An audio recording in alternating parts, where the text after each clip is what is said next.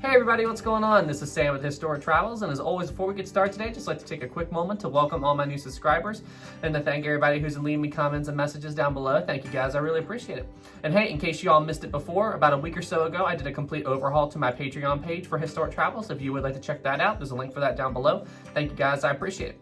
All right, guys, well, hey, we are now on day 2 of Titanic month. Well, technically it's April 3rd, but day 2 in the Titanic timeline that we're covering. On this day, 109 years ago, the RMS Titanic arrived in the city where it was going to be picking up all of its passengers, its crew, you know. Now, the Titanic would make a few other stops before it headed out to sea, but this was the main place where the ship was going to be getting prepped and made ready for her maiden voyage. This city was the city of Southampton. And when the Titanic arrived in Southampton, they had right around a week or so to prep the ship and get it ready for its maiden voyage. So it was all hands on deck for the White Star Line and the Titanic, so to speak, and yes, pun intended. The city of Southampton, located at the southern tip of the United Kingdom, is where the RMS Titanic went to undergo her final preparations and in order for the ship to get everything ready that the vessel would need for her maiden voyage. This included the ship's cargo, food, coal, etc., etc. But of course, the most important thing that the ship would pick up here was most of the crew that would be serving on board the ship. You see, of the 908 crew members that were on board the RMS Titanic during the maiden voyage, 724 of them were originally from Southampton. So just think about how this city must have been impacted by the sinking of the RMS Titanic. I mean, honestly, I can't even imagine it. But now, we're not getting to that yet. Let's go back to the preparations for this ship and talk about some of the incredible tasks that the White Star Line and the people that were working on this ship had to do in order to prep the Titanic for its maiden voyage. So what is one of the most important things you need on a ship like the Titanic in order to make sure all the passengers and crew on board are comfortable and happy? Well, you need food. How much food do you think that the White Star Line had to load on the Titanic in just a week's time? Well, I'm going to tell you, and honestly, the numbers blew my mind. I knew it was going to be a lot, but just how much food was on board the Titanic, I couldn't get over it. So this is all pulled up from Google.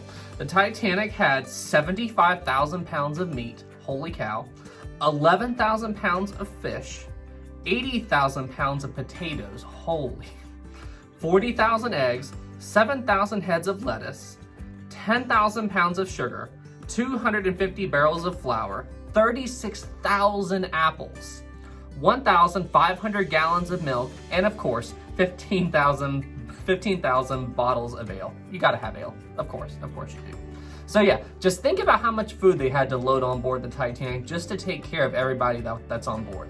Those numbers are absolutely mind-blowing to me. I can't even imagine the scale of food that they would need on modern-day cruise ships that sail today. So what's another important thing that a ship like the Titanic would need for its maiden voyage? Well, fuel for its engines, of course. You see, the Titanic was powered by coal. Essentially, what they would do is they would put coal into the ship's massive boilers, the fires in the boilers would burn the coal, and then that in turn would create steam. That is what the Titanic used to propel itself across the Atlantic. The Titanic, just like all other ships of the period, was a steam-powered ocean liner. Now, when I say the Titanic needed coal for its voyage, it needed a lot of coal for the trip. Under full load, the Titanic could hold around 6,500, 6,600 tons of coal. So that's a lot of coal. But why did it need so much? Well, there's two things you have to keep in mind. Number one is the distance between Southampton to New York City. That's around 3,000 miles. And number two, the Titanic would basically travel 1 mile for every ton of coal that she used. So 1 ton of coal equaled 1 mile of distance or travel distance for the Titanic. So that meant it basically only had enough fuel on board for one trip from Southampton to New York, and then one trip from New York back to Southampton. That's a ton of coal for just one trip across and one trip back. However, getting all the coal the Titanic would need for its maiden voyage wasn't going to be so easy for the White Star Line. You see, the whole country of the United Kingdom had experienced a massive coal strike that was only resolved on April 6th, while the Titanic was still in Southampton. So, because of this coal strike, there was a massive shortage of coal available for the RMS Titanic. But the White Star Line was not going to let their brand new ship miss its maiden voyage just on account of a coal strike. So what they ended up doing was transferring coal from other vessels that were going to be sailing and essentially giving that coal to the Titanic.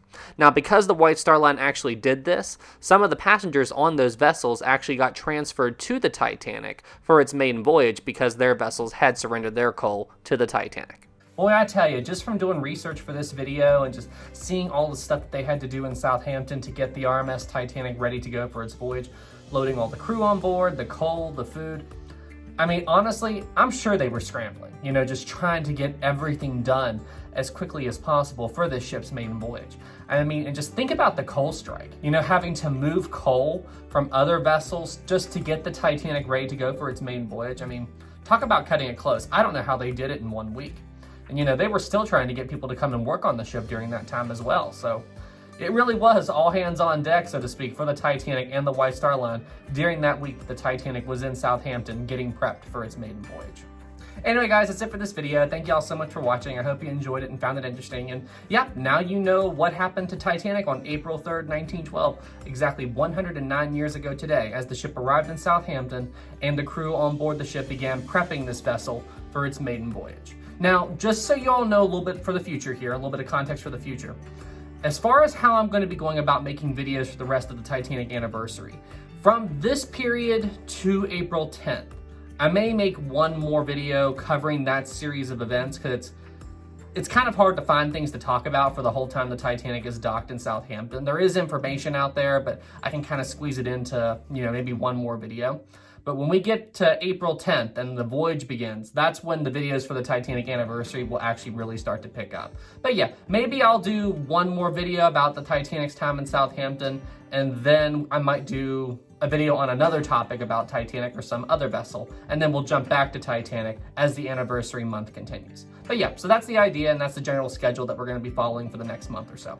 Anyway, guys, that's it for this video. I hope you all enjoyed it, and thank you all so much for watching. Like, subscribe. If you're new here, please subscribe as well. Thank you, guys. It really means a lot. All right, everybody. Well, hey, you all stay safe out there, and hey, I'll see you in the next one. Have a good night, everybody.